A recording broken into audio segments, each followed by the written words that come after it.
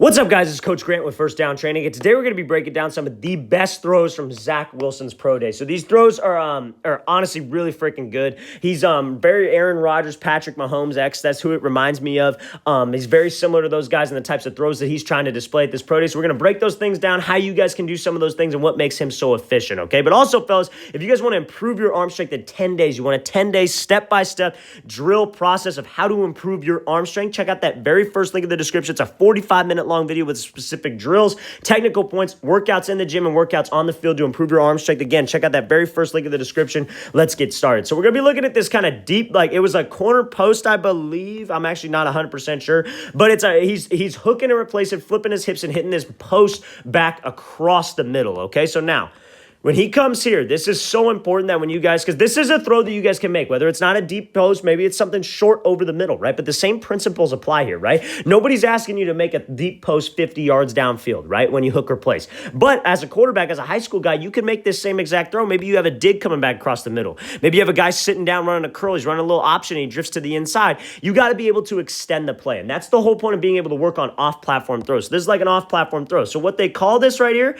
is this step, they call this a hook replace sequence. So this is a great way to get your front shoulder, front hip, and front knee squared up to the target while you have momentum going towards the sideline, because he's got momentum towards the sideline. It's like a half, he's like almost like a half rollout, right? So he hooks that left foot in the direction of the throw. Now watch where his right foot goes. He replaces where his left foot was with his right foot. So now he's got all that momentum going back towards the sideline, but he's able to flip in 2 steps and get himself in the direction of the throw. So that's a movement that you can work all the time as a quarterback. You roll out left, hook, replace, flip your hips, and let's let it fly. So now what he does here is you see when he makes this throw, he doesn't let his body swing out towards the sideline, right? He's able to stay square so his release point is consistent. We're going to be talking about how he's able to do that, because you see how his release, nice and clean. His release isn't way outside of his frame. His release isn't coming way out here where his shoulder's pulling down. He's got a nice clean release point right here. And that's what you want out of a quarterback when they're throwing off platform. And it all comes down to him staying square with his upper half. If he were to be, and it all comes down to that front foot. So now when you strike the ground off of this hook or place, you want to be nice and light. You see how he's on that front toe. This is something you see Aaron Rodgers, Patrick Mahomes, Josh Allen, anybody who's off platform, those awkward throws, they all do this thing. It's called a pop step, okay? So what this pop step is that like Aaron Rodgers makes it famous where he's got like that double step where he takes 2 steps with that front foot. And now what that helps you to do is it helps you to stay square to the target. If you strike the ground, because a lot of people say you want your whole foot in the ground. You want you to be solid with that front leg. You're not going to have any balance on throws like these, right? Yeah, maybe from the pocket for sure, yeah. But guys who are throwing off platform, off balance, when that front foot hits the ground and you're nice and light, but if you're super heavy, like your heel's in the ground, what's going to happen, because you have so much momentum going towards the sideline, this leg's going to swing around, your front shoulder's going to swing way out of there, just simply because you have too much momentum. You're running too fast. If you go half-ass and you half speed, then maybe it'll work, right? But if you're running full speed, having to flip your hips in 2 steps, and you strike the ground super heavy, you got too much momentum and you're going to swing out. Now, we talked about it. What happens if your front shoulder swings way open, or your front elbow, or you lean out of there with your head? It affects your release point because your body's split down a midline. So your release will fly. Or what will happen is maybe you'll swing your elbow down, you'll lean out of it with your head, and your release will get pushed up, right? So it's all split down the midline of your frame. But when you take that pop step, it allows you to stay square. You see how he takes that double step right there. That allows him to stay nice and square, have that clean release point that he can just flick that wrist wherever he wants it to go. And his shoulders and hips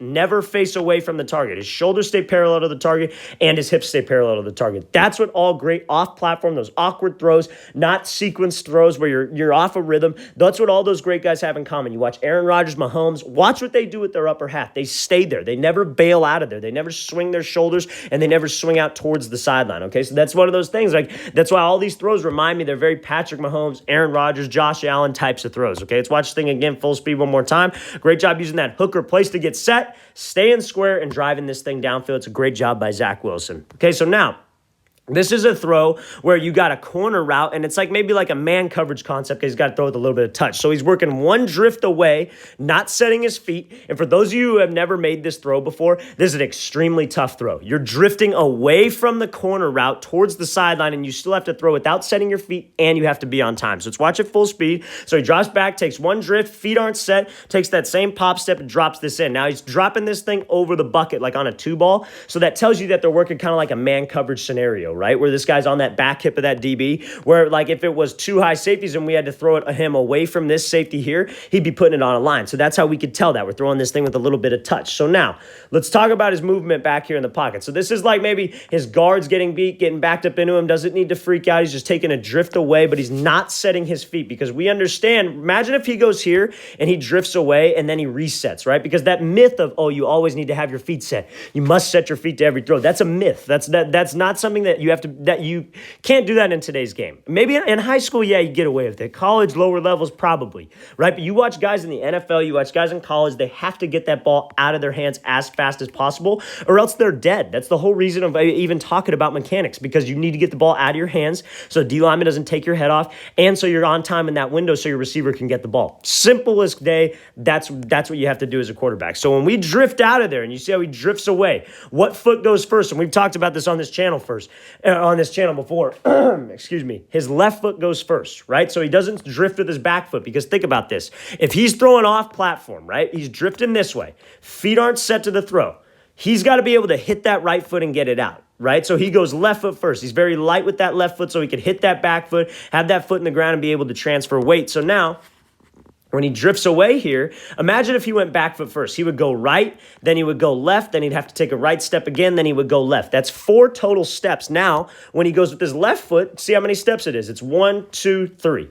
That's all it is. It's 3 steps rather than 4. And that one extra step, imagine if he took another one right after this and then the ball came out of his hands, he would be late. That's how fast you guys got to get the ball out of your hands. That's how fast those windows come up at that next level. So it's got to be efficient. Your movement back here has to be efficient. Anytime you're moving, you should be going left foot first. And that's an unconventional way of doing things, and that's not what a lot of people talk about. But watch all the great guys. And if you don't believe me, check out film of anybody in the pocket. Nobody kicks with their back leg. Nobody reaches with their back leg. Nobody reaches forward with their back leg because it takes too much time. It's not realistic. You're going to have to take extra time to throw the ball. So if you have a coach who's telling you back foot always, kick with the back foot, kick with the back foot, ask him to show you an example of a pro quarterback moving with his back foot first. He probably can't do it. The only time you want to move with your back foot first is when you're shuffling backwards. But anytime you're moving lateral, you want to be light on your front foot so your back foot is always loaded, so you're always ready to drive, so you get this ball out of your hands and it's less wasted motion. So you see when he drifts away here right now, what's important here? His feet are set down the middle of the field.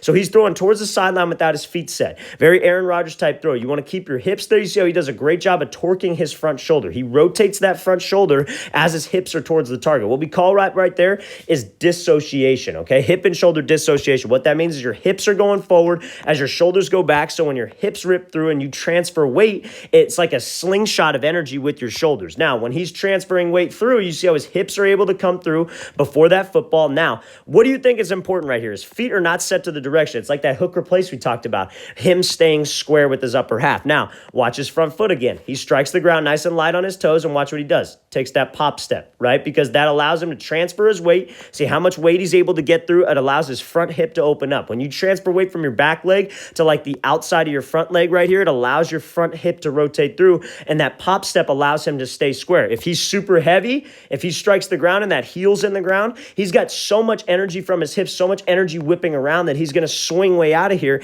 and his release is going to fly, and he's going to miss towards the sideline, right? But he's able to take that pop step like he does. He's able to stay nice and square, and look where his release point is. He keeps that front hand tight to his frame. He doesn't swing his elbow out of there, so he's got a consistent release point, and he could just drop this thing right over the bucket. Great job using that pop step. Aaron Rodgers, Josh Allen, Patrick Mahomes. Those are the 3 comparisons. Those are the 3 guys that you need to look to when you're watching Zach Wilson film, and you see, man, he can make some of these throws that some of the elite guys are making on the field, right? So that's a great job by Wilson's. Watch it again, full speed. Great job being light with that front foot, having good pocket movement, and getting this thing out of his hands. Great work right there, okay? So now we're going to be looking at this kind of timing speed out route. Not going to worry too much about mechanics. We're just going to talk about this drop and what this actually is. So you see he takes this kind of like shuffled hitch drop. So this is like a 10-yard, some people get on me because I call this a speed out. That's just what I call it. That's just the terminology I used when I played. It was always a speed out. But a speed out can be 5 yards. It's just a 10-yard out. Okay, 10-yard out, so everybody can relax. So you see when he takes this, he gets that snap, and he kind of takes this kind of shuffle drop, and then he takes one hitch, right? So this is a common drop that you see nowadays, right? Or kind of like a back pedal drop, one shuffle. There are different variations of it. Not everything's always that common 3-step and 5-step drop anymore, right? So if you guys are trying to incorporate this in your game, which you should be because the game is constantly evolving, this is a 10-yard speed out. So what would this footwork be when you're in 3-step, 5-step game? It would be 3-step, no hitch. You're not hitching up because that's going to make you late. So what you would do right here with this kind of shuffle and back pedal drop is that it's a shuffle and then hitch. So a shuffle hitch replaces 3 and throw, and then a 1-punch shuffle hitch where he would be here and he would maybe punch back, then shuffle, then take a hitch, would replace a 3-step and 1 hitch, right? So and that would be like a 5-step 1 hitch under center game if you guys are an under center team, okay? So it's very important that you work these different types of drops. Everybody says that. Everybody's like, oh, make sure you work your shuffle and your back pedal drop. It's like, but when? What routes do I work that on, right? So this, like any kind of timing, like a 10-yard out, bang 8 post. What's another example? Maybe like a quick fade where you got to get it up quick against man coverage. You would want to work this kind of just shuffle, 1 hitch, and throw because that replaces the timing of a 3-step and throw. Now, when would you want to work like a 1-punch shuffle? By punch, I mean you just punch like you reach back. You reach back with your right foot, or actually, for me, it would be reach back with the left. Then I would shuffle in because I start with my left foot back, but it's like a 1-punch step, then a shuffle, then a hitch. You would do that on like a 12 to 15-yard dig. You would do that on like a deep post. You would do that on like a comeback. So it times up with a 3 and a hitch from gun. So just different situations that you can work those different kind of footwork movements. That's why I want to discuss this, and that's why you see a lot of quarterbacks working this nowadays, because especially in the NFL and in those systems, especially in high school, college, you see these air raid systems popping up more. They're not emphasizing footwork. They just want you to get the ball out on time. But I think a good foundational footwork, like of knowing what drop works with each play, is very, very important. Let's watch the thing again full speed. So great job using that like kind of shuffle, 1 hitch, and then drive this ball on that speed out. All right, guys, I really want to thank you for watching. I really appreciate it. If you guys have any questions at all, please leave those in the comments below. I'll get back to you as soon as possible. And if you guys want to improve your arm strength in 10 days, 10 days specific step-by-step process to get a stronger arm, check out that very first link in the description. Specific drills, specific techniques, specific workouts to make your arm stronger. Hope we get you guys on that soon, and I'll see you guys next time.